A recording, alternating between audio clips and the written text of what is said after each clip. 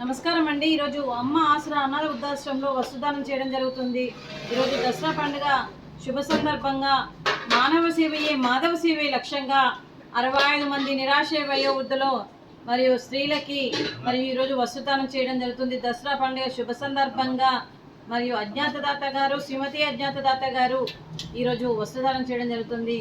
మరియు శ్రీ అజ్ఞాతదాత గారు శ్రీమతి అజ్ఞాతదాత గారు మీరు దసరా పండుగ శుభ సందర్భంగా వీరి తల్లిదండ్రులుగా భావించి ఈరోజు వస్తుదానం చేస్తున్నందుకు మరియు వారికి వారి కుటుంబ సభ్యులందరికీ కూడా పేరు పేరున ధన్యవాదాలు కృతజ్ఞతలు తెలుపుతూ మీకు అంతా మంచి జరగాలని మనస్ఫూర్తిగా కోరుకుంటూ మీరు ఏ సంకల్పం అనుకుందో అది నెరవేరాలని భగవంతుని ప్రార్థిస్తూ 65 మంది ఆశీస్సులు ముక్కోటి దేవతల దీవెనలు మీకు ఎప్పుడు ఉండాలని కోరుకుంటూ మీకు అంతా మంచి జరగాలని మనస్ఫూర్తిగా కోరుకుంటూ శుభాకాంక్షలు శుభాశీస్సులు ధన్యవాదాలు. ఈ సంవత్సరం తలపెట్టిన అన్ని పనులు విజయం లభించి ఆధ్యాత్మికంగా వ్యక్తిగతంగా మీరు ఉన్నత శిఖరాలు అధిరోహించాలని కోరుకుంటూ మీకు ఎన్నటికీ తరగని ఆయుర ఆరోగ్యాలు అష్టైశ్వర్యాలు సుఖశాంతులను ఇవ్వాలని ఆ భగవంతుని వేడుతూ మీకు అంతా మంచి జరగాలని మనస్ఫూర్తిగా కోరుకుంటూ శుభాకాంక్షలు శుభాశీస్సులు ధన్యవాదాలు. దీర్ఘాయుష్మాన్ భవ.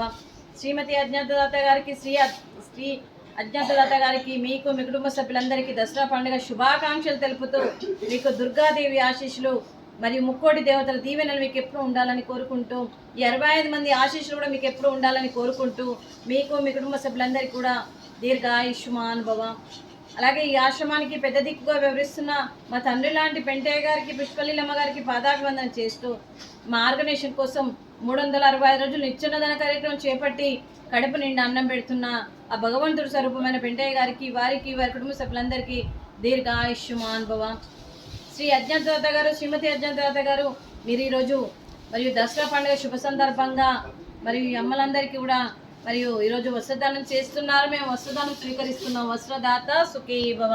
వస్త్రదాత వస్త్రదాత సుఖీ భవ సుఖీ భవ సుఖీ భవ సుఖీ భవ.